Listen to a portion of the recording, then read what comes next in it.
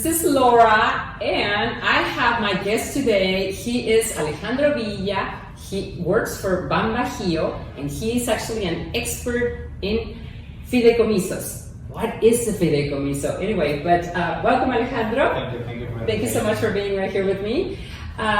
Okay, so a fideicomiso is something that if you are not a Mexican citizen, might be interested to learn about it. How do you protect your property? How do you protect what you were planning on investing in Mexico? Let's see what Alejandro can explain for us. So, fideicomiso, how does it work? What is it? Well, thank you for having me, first of all. Well, fideicomiso is something similar to a trust. Well, it's a trust, but in Spanish it's called fideicomiso. In this case, the best way for any foreign citizen that is planning to invest in our country must know that the best way to be protected or have their investment secure is through a fideicomiso. That's why we're going to talk about what a fideicomiso is. In this case, a fideicomiso is a contract or a deed or an agreement where the selling part is going to provide the property into a contract for us to receive it as a bank and only follow instructions from the foreign citizen. Okay. And that way it's going to be protected for the right investment of him or her. Okay. How it's going to work? Okay. When a person is interested in purchasing a property in Mexico, in this case in Baja California, if the property is located 50 kilometers from the ocean side or the seaside or level, and 100 kilometers from any border, that's what's considered a restricted area. Okay. And a restricted area in the Constitution, the Mexican Constitution on the Article 27, establishes that only Mexicans can acquire or purchase properties or land in that specific area. Okay. So for us to be able to purchase as a foreign citizen, we're going to acquire the property by a bank or a financial institution. In this case, that does not mean that the bank is going to be the owner. The bank is going to sign on behalf of the foreign citizen, but it's not going to be the owner, or they're going to be able to sell the property and is going to be able to do whatever they want with the property. The bank is only going to follow or do everything that the foreign citizen instruct it to do. What can the foreign citizen instruct the bank to do is to sell the property to another foreign citizen. I'm going to go and sign on their behalf. To sell to a Mexican citizen, or if by any chance the foreign citizen becomes Mexican, and we will finish the fideicomiso, dissolve it, and they will receive the deed as a normal Mexican citizen. So that's what is going to be protecting the property.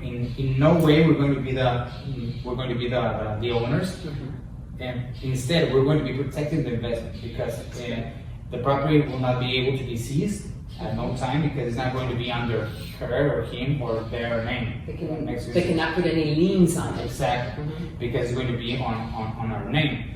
So if by any chance this foreign citizen has businesses here in Mexico, or even if he or she is an investor here and has the legal corporation or legal form to be here in Mexico, immigration form, it won't be able to have any kind of problem.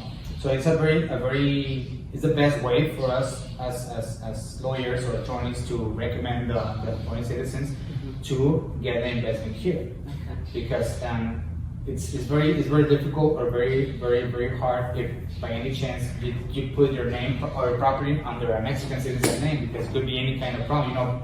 You know, people could change their minds and or they could pass away, and it could be a mess. In this case, through a fideicomiso, you can establish and first of all, the first benefit is it's not seizable, cannot have any liens on it, and the second part is that you can protect the property, because in case that he or she or the owner passes away, we already have in the contract established who the beneficiaries are going to be. Okay, you can put as many beneficiaries as you want. Exactly, and the percentages that you want, we're not going to mess on that. If you want to put 10%, 5%, 3%, that's going to be the mess that they're going to do once they want to acquire the property on their behalf.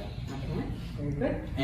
And for the fideicomiso, we're going to ask for a permit for a ministry of Mexico, la Secretaría de Relaciones Exteriores, and that has a price of 17,745 pesos in this year, 2022. Okay, every year will vary. Okay, and our fees as a bank are going to be the first payment. This is very important for us to know that all the notary fees and the taxes and everything are going to be totally apart from us. Okay? Yes. Our fees at the beginning are going to be $986, which includes $464 for the getting started, so the commission, and the first annuity in advance. Okay. There's an annuity. Annuity, always. The annuity is $450 plus tax. In this case, right now we have 16% of tax in Mexico. So that will be a total of $522 every year. So every year, the foreign citizen will be paying $522 for as long as 50 years? Well, that 50 years, it's only 70 because the permit that we're going to acquire, we're going to get from the foreign citizens, from the Secretaría de Relaciones Exteriores, has a valid time of 50 years.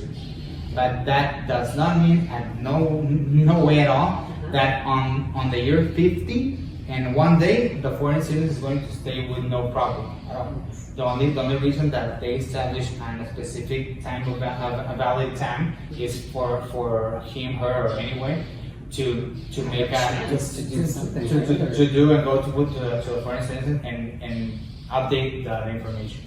That's the only way. But the thing is that the valid time of that permit has nothing to do if the ownership is still under him or her name, right? Okay. So you can renew it. You can renew Exactly. it, and you can change the beneficiaries. At no time. Anytime. If you establish two people as a beneficiary at the beginning, and then 2 years from now you want to change or want to add another one, okay, with no problem, just a normal letter that has to be ratified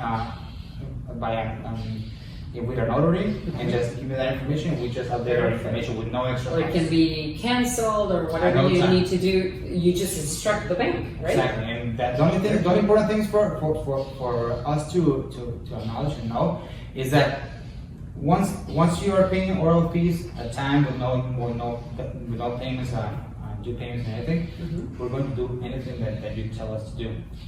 With an instruction? Exactly, with an instruction. Everything has to be on paper. I mean, everything's going to be safe, everything's legally based, everything. I mean, I'm San Antonio, I'm not looking forward to lose my credentials or anything. I'm the representative, I have the power of attorney from the bank, so I'm the one who's going to be signing on their behalf. If by any chance they have any legal or more information about the process, they can always feel free to contact me at no time. And if by any chance the bank has a problem, bankruptcy, whatever happens with the bank that you have your Fideicomiso with, there's no problem at all, because all the banks in Mexico, they are secured by another institution that is going to acquire all the loans, all the information, all the assets from the bank in a bank first, just metaphorically speaking. And the other bank that is still working or still is going on is going to acquire that bank. Inside that bank, it was a trust, so he's going to acquire the rights for. Now you just change banks. Change the bank. That's one. Okay. But there's no problem at all. That's the safest way to do an acquisition or investment here in Mexico. Well, very good. So there you go. Love it, because everybody is right now kind of looking at Mexico to invest or to move, and we're getting this question a lot. So thank you so much for answering this question.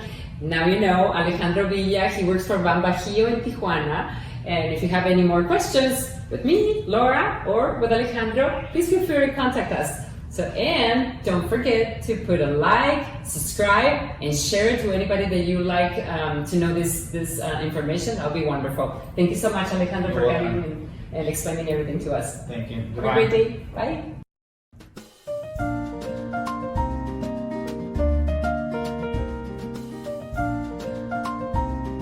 Welcome to Mexico Real Estate 101. These are short introductions to how to navigate the Mexican real estate market, along with an explanation of some of the terms that may be new to you. Our first term goes to the heart of buying a home or property in Baja California if you are not a Mexican citizen, or if you are a citizen of the United States, Canada, or other countries.